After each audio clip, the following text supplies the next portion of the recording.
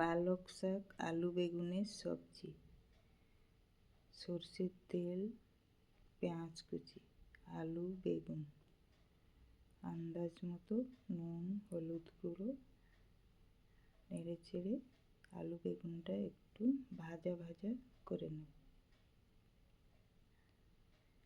এরপর দিয়ে দেব টমেটো বাটা, আদা রসুন কাঁচা লঙ্কা বাটা, ধনে গুঁড়ো, জিরে গুঁড়ো। মশলাটা সবজির সাথে কিছুক্ষণ ভেজে নেব। মশলার কাঁচা গন্ধ চলে গেলেই কেটে ধুয়ে রাখা পালক শাক দিয়ে ঢাকা দিয়ে কিছুক্ষণ পর নেড়ে চেড়ে সবজিটা সিদ্ধ হওয়া পর্যন্ত রান্না করব।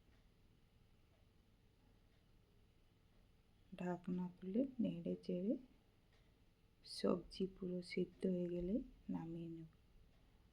তাহলে রেডি হয়ে গেল আলু বেগুন দিয়ে পালক শাকের ঘন্ট।